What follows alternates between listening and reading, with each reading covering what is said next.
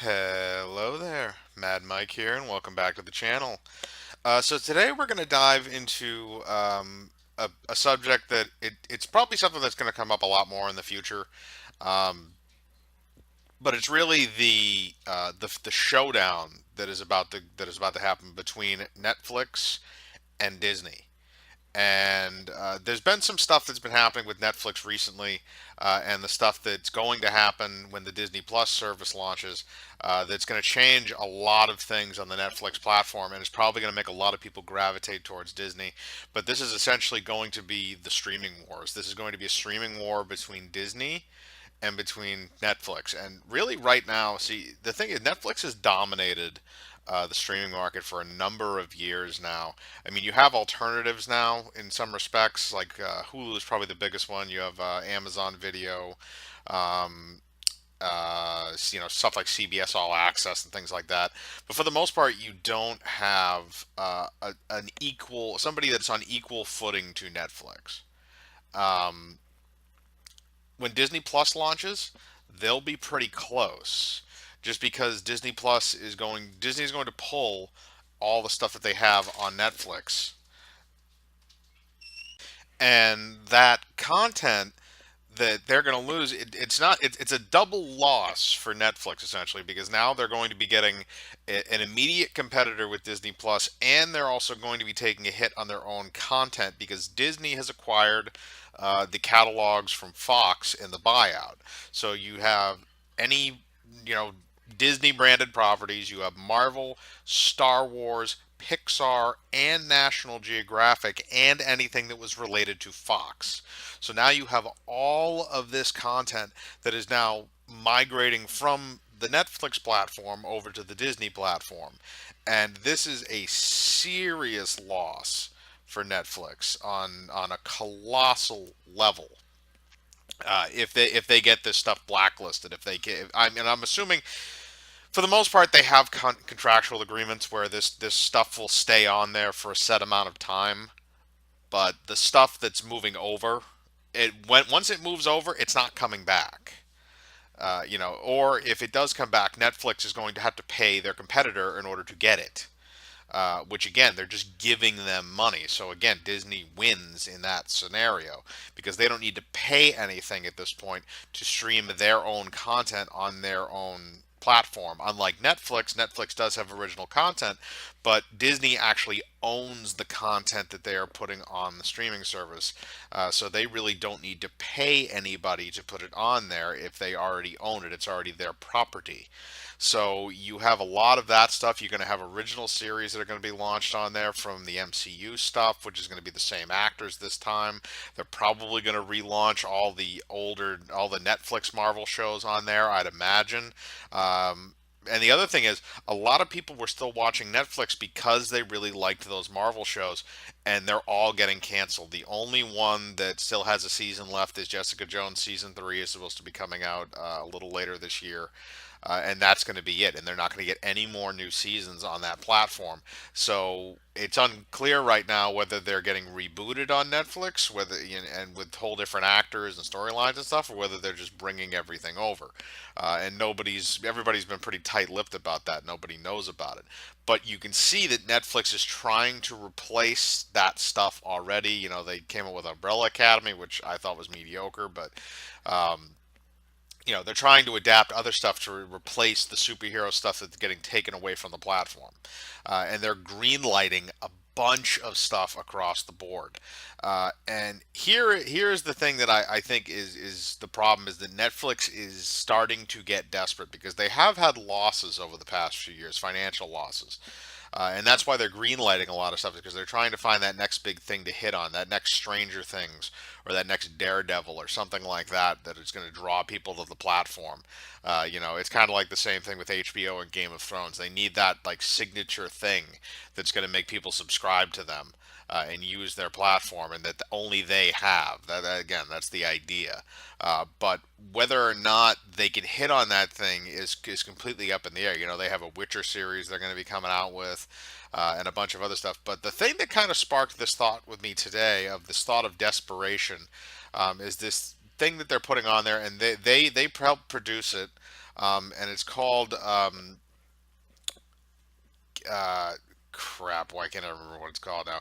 Uh, Kicking Down the House, where it's a documentary uh, about basically four female politicians that were attempting to run for office in 2018 as a direct response to the 2016 presidential elections. Now, uh, the problem here is uh, that you have a situation where now, you know, Netflix has always been drifting a little farther to the left. They always have been. It's nothing new in any way that they've been going in that direction. It's very evident, or not kicking down the house. It's knocked down the house. Um, but they've basically been trying to go it a little further to the left. They've been trying to appeal to more Hollywood people, and I think that's their way to do it because they know a lot of the Hollywood ideologues drift to the left. It's not anything new. We all know this. But this new documentary, Knock Down the House, is basically about these four women who go. It's a documentary, and they go and they're running for office. Now, three of them did not get into office. The one that did is Alexandria Ocasio Cortez, who is a living meme, and this is what I'm talking about. Like Netflix, they have put out legitimate stuff before. If you want to watch a great documentary, watch Icarus. Icarus is an amazing documentary. You should sit down and watch it. If you haven't seen it and you're even a little bit interested in sports or the Olympics or anything like that, sit down and watch it because it is worth a watch. Or even if you just want an interesting story, it's a great story of somebody who was just out trying to do this small thing and it led into this huge thing that just ballooned out of control, and it's a great story, and it's relatively short. I think it's only an hour and a half, but it's a great documentary as opposed to this, which is political dreck, which is basically it's panning to the left. That's exactly what it is. It's trying to appeal to the left. It's trying to appeal, and I'm not 100% sure if this is just something that they chose to do, or because they lean to the left themselves, or if they chose to do this because they want to appeal to people because Hollywood people tend to like this type of thing because again they are very skewed to the left. The problem is that a lot of people that are conservative have been leaving the platform in droves. Again, this is not an uncommon thing these days. You can see it with other platforms as well, but those people are going to graduate or not graduate gravitate to Disney because Disney is going to give them an alternative that is probably not politically driven. It is probably going to just be content. And like I said, they're going to be coming out with original content, but they're not going to be coming out with a crap ton of it right off the bat because they have such a huge library to work with. Um, so Netflix is not helping themselves in this regard either, because they're airing this type of stuff, which is going to drive away people from their platform in certain ways.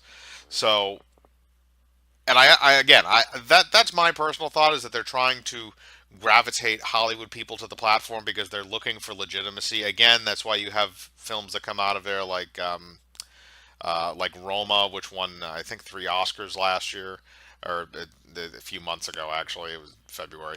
But Netflix is desperate right now. They're trying to find something to latch onto, something to be their next, money maker for the immediate future, and something they can harbor over Disney, so that they can keep their advantage because they have had the advantage for an incredible amount of time. They have had the streaming advantage really almost since probably at least 7 years now. I think something along those lines, 7 or 8 years.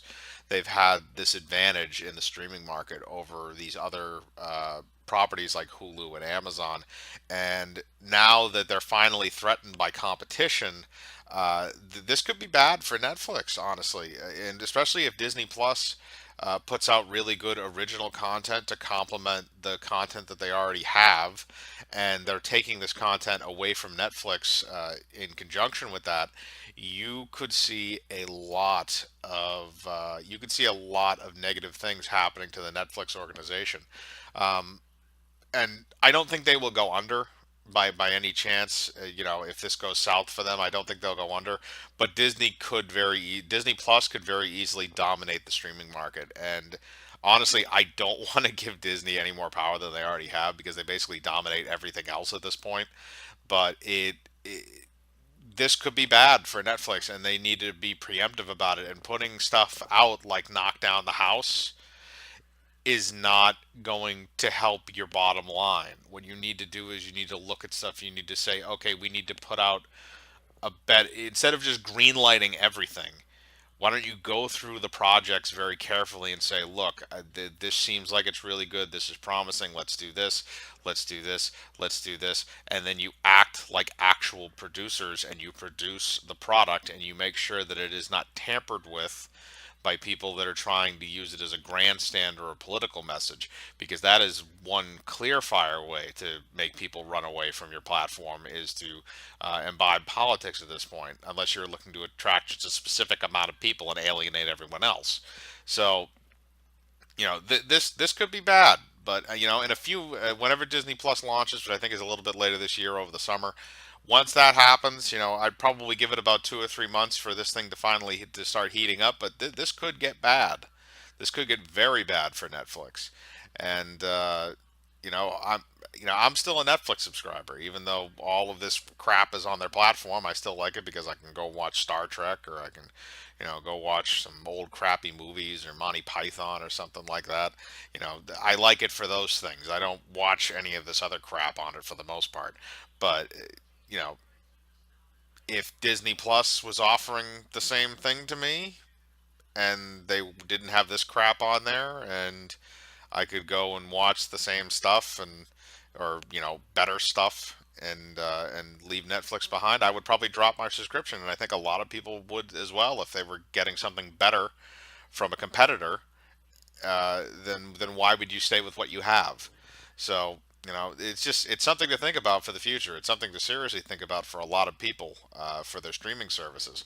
So I just wanted to touch on that today, mainly just because I saw the article on Knockdown, or not an article, but I saw the Knock Down the House came out today, and all the stuff with that. So again, put in the comments what your thoughts are on Netflix and Disney and Disney Plus and all that stuff, and down below. Hit the like button, hit the bell for notifications, subscribe, and remember, I live my life free of compromise. Do you?